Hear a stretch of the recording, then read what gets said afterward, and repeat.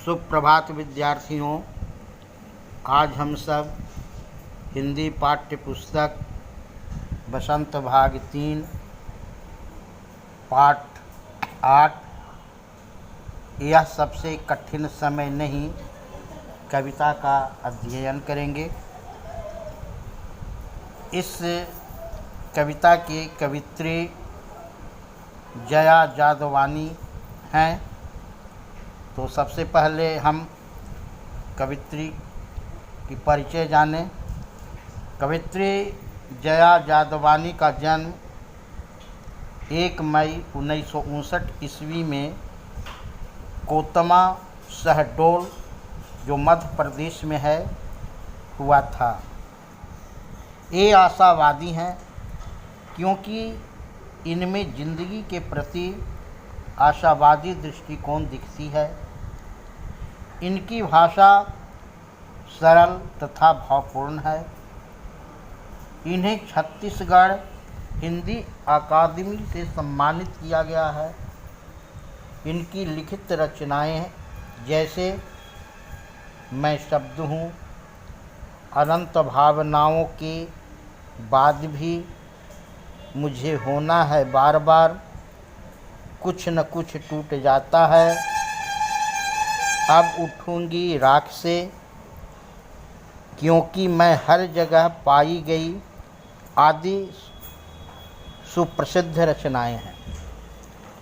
इस पाठ में कवित्री जया जादवानी एक छोटी सी चिड़िया के माध्यम से यह बताती हैं कि जब तक वह घोंसला बनाने का प्रयास करेगी, जब तक कोई हाथ पत्तियां थामने के लिए बढ़ेगा, जब तक लोग नानी दादी की कहानियों को सुनेंगे तथा जब तक यात्रियों को पहुंचाने वाली रेल आती रहेगी, तब तक कठिन समय नहीं आ सकता। अर्थात सामान्य रूप से होने वाली क्रियाएं होते रहेगी तब तक। इस कविता में जया जी का जिंदगी के प्रति आशावादी दृष्टिकोण दिखती है। वे मानती हैं कि जब तक मानव अपनी सहजता नहीं छोड़ता, तब तक कठिन समय नहीं आ सकता। जीवन में शांति और सब्र के साथ आशावादी दृष्टिकोण होना चाहिए। जीवन में साहस और हौसला को बनाए रखना चाहिए। कवित्री श्री जया जादवानी इसके उदाहरण हैं। इनकी कविता में इस तरह की आशावादी दृष्टि झलकती है, तब तो इसका शीर्षक है यह सबसे कठिन समय नहीं। अब कविता का सार हम देखें। प्रस्तुत कविता यह सबसे कठिन समय नहीं जया जादवानी द्वारा रचित है। कवित्री का कहना है कि अभी निराशा की कोई बात नहीं है। आज का समय सबसे कठिन समय नहीं है। अभी आशा के कई चिन्ह शेष हैं। अभी भी चिड़िया की चोंच में तिनका है, अर्थात उसे आश्रय प्राप्त है और फिर उन्हें पूर्णतः याद भी है।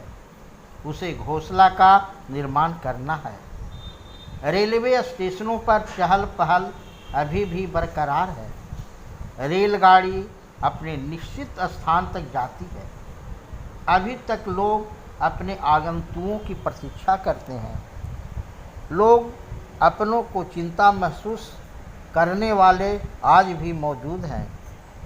अभी भी बूढ़ी दादी नानी छोटे बच्चों को कहानी किस्से सुनाती हैं। अभी भी बच्चों को अंतरिक्ष पार की दुनिया लुभाती है। इन सबों का होना यह सिद्ध करता है कि आज भी कठिन समय नहीं है। कठिन समय तो वह होता है जब पशु पक्षियों तक को आश्रय का अभाव हो जाता है। चिड़िया स्वच्छंदपूर्वक विचरण न करे। पेड़ पौधे से झड़ती पत्तियों को कोई थामने को तैयार न रहे, परंतु ये सब कुछ नहीं है। अतः ये सभी बातें व क्रियाकलापें इस बात की सबूत है कि जीवन अपनी रफ्तार से चल रही है। इसे सबसे कठिन समय नहीं कहा जा सकता। कवित्री आशावादी है। धन्यवाद। नेक्स्ट अगले वीडियो।